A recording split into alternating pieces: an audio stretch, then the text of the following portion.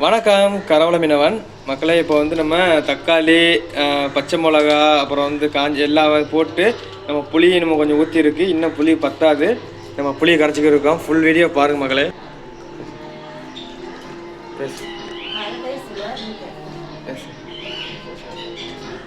இப்போ புளியை கரைச்சிக்கிறதுக்காக புளியை கரைச்சி நம்ம தான் ஊற்றுவேன் பாருங்கள். அந்த புளியை வந்து நீட்டாக ஊற்றுற அலசி. ஏன்னா நம்மளுக்கு வந்து புளிப்பு இருந்தால் தான் நம்மளுக்கு வந்து மீன் குழம்பு வந்து நல்லா சூப்பராக வரும். அடுத்து மசாலா பொடி போடணுமா அடுத்து. ஏன்னா மீன் குழம்புக்கு வந்து நல்லா சூப்பர் டேஸ்ட்டாக வைக்கணும். ஏன்னா வந்து கொஞ்சம் மிஸ் ஆனாலும் மீன் குழம்பு உங்களுக்கு அந்தளவுக்கு நல்லா இருக்காது. எல்லாமே கரெக்டாக அந்த மிக்ஸ் பண்ணாதான் குழம்போட மனம் அப்படியே நம்மளுக்கு தூக்கும். போட்டாச்சு, மசாலா போட்டாச்சு. அடுப்பு நுந்த மாதிரி இருக்கு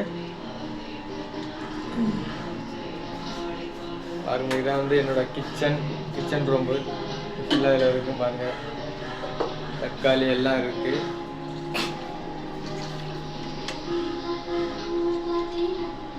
இதுக்கடுத்து இந்த பாருங்க மீன் இதாக இருக்கு. மீன் ரெடியாக இருக்கு. மீனை வந்து இதுக்கடுத்து நம்ம வந்து தண்ணி அந்த குழம்பு கொதிச்சோன்னா நம்ம மீனை அள்ளி போட்டு மீனை பொறிச்சு சாப்பிட வேண்டியதான். மறுபடியும் மசாலா ஊற்றினா தான் நம்மளுக்கு வந்து தண்ணி எவ்வளோக்குள்ள தேவைப்படும் அவ்வளோக்குள்ள ஊற்றிக்கலாம். நம்மளுக்கு அந்த குழம்பு வீட்டில் அவ்வளோ சூப்பராக கெட்டியாக வந்துருச்சு. இன்னும் வந்து குழம்பு கொதிக்கலை. உப்பு போடணும். உப்பு போட்டால் தான் நம்மளுக்கு ரொம்ப உப்பு போடக்கூடாது, நார்மலாக போட்டுக்கிறேன்னு. மேக்ஸிமம் ஒரு 1.5 ஸ்பூன் போட்டால் போதும், 2 ஸ்பூனு போட்டாச்சு. இப்போ போட்டோன்னு இப்போ என்ன பண்ணாங்க இல்லை. நம்மளுக்கு முன்ன பண்ண குழம்பு வச்சு நம்மளுக்கு அனுபவம் இல்லை. வீட்டில் வைக்கிறாங்க பார்ப்போம்.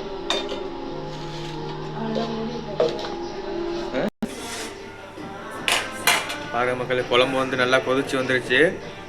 இதுக்கடுத்து நம்ம அடுத்து என்ன பண்ணோம்னா நம்ம வந்து மீனை போடணும். மீனை போட்டால் தான் குழம்புக்கு நல்ல மனம் கொடுக்கும்.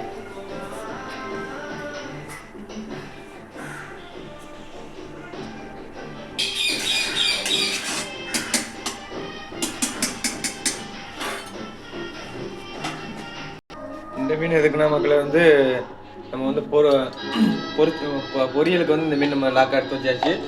மொத்தம் ஒரு 5 பீஸ் இருக்குது. பொரியலுக்கு போதும். நம்ம இதை மட்டும் பொரிச்சிருவோம். மீதி மீனை வந்து இதாக இருக்குங்க.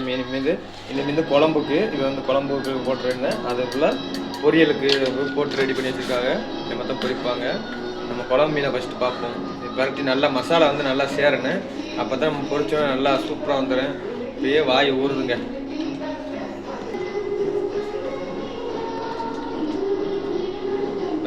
சட்டியை வந்து தொடச்சிருக்காங்க. ஏன்னா வளைஞ்சி வந்து இன்னும் இப்போதான் கொதிச்சு வரான் குழம்பு. இந்த குழம்பு நல்லா கொதிக்குது. இதுக்கு நம்ம மீனை போட்டுற வேண்டியதான். அதிகாலையே நம்ம காலையிலே நம்ம சமைச்சு வந்து நம்ம சாப்பிட்றோம். நம்ம பாருங்க முதல்ல ஃப்ரெஷ்ஷான மீனை பற்றிலாம். அயில மீன் எனக்கு ரொம்ப பிடிச்ச மீன் அயில மீன் தான் எனக்கு. ஏன்னா சாப்பிட்றதுக்கும் சரி பொரியலுக்கும் சரி சூப்பராக இருக்கும் இந்த அயில மீன். குழம்பு நல்லா வெந்து கொதிச்சு வரதை கிண்டி விட்றாங்க.